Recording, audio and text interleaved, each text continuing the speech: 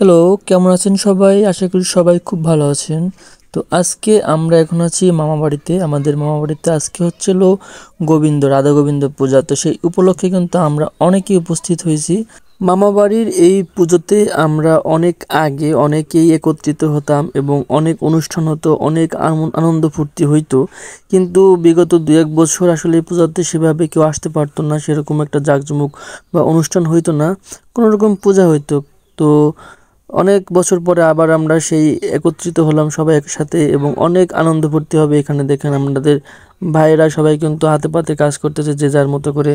এই বছর পুজোতে আমাদের মা মাসিরা সবাই কিন্তু উপস্থিত আছে এবং আমরা ভাই বোনেরাও অল্প কিছু ওরা নাই, উপস্থিত নাই, আর বাকি সবাই আমরা প্রায় উপস্থিত আছি। তো পূজার সবকিছু আয়োজন একদম রেডি। তো পূজা কিছুক্ষণের মধ্যেই কিন্তু শুরু হয়ে যাবে। পূজা করার জন্য আজকে চলে আসছে বাবা। বাবা হচ্ছিল পূজা করবেন।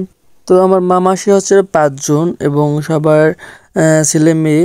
তো এই একটা দিনে মামাদের এই পূজার দিনে, এই পূজা উপলক্ষে কিন্তু আমরা সবাই প্রতি বছর আগে একত্রিত হইতাম, অনেক মজা হইতো। তো কয়েকটা বছর এই জিনিসটা খুব মানে মিস ছিল এবং আবার এই বছর থেকে এই জাঁকজমকটা এবং একত্রিত হওয়াটা শুরু হয়েছে। তো আশা করি এরকম প্রত্যেক বছর হবে আবার। এখানে পূজা শুরুর আগে মামা দিদিমার চরণ ধুত করছে। তো মাতৃ পূজা যেটাকে বলে, তো সেটা এখন করছে। আসলে মামার একটা বিশেষ গুণ হচ্ছে কি, মামা আসলে ছোটবেলা থেকে দেখতাম যে মাতৃভক্তি বা পিতৃভক্তিটা খুবই উদারত ছিলেন। মামা দেখতাম যেখানে যেত দাদু দিদিমাকে প্রণাম করে তারপর যেত। তো মামার এই বিশেষ গুণটা দেখে আমরা মামার কাছ থেকে শিখছি যে কিভাবে মা এবং বাবাকে শ্রদ্ধা করতে হয়, কীভাবে ভক্তি করতে হয়। তো যাই হোক, পূজা কিন্তু এখন শুরু হয়ে যাবে। তো পূজা শুরু হয়ে গেছে। আর আজকের ভিডিওটি এ পর্যন্ত। ভিডিওটি ভালো লাগলে অবশ্যই লাইক, কমেন্ট, শেয়ার করবেন এবং আমাদের অনেক সাপোর্ট করবেন। তো সবাই ভালো থাকবেন, সুস্থ থাকবেন।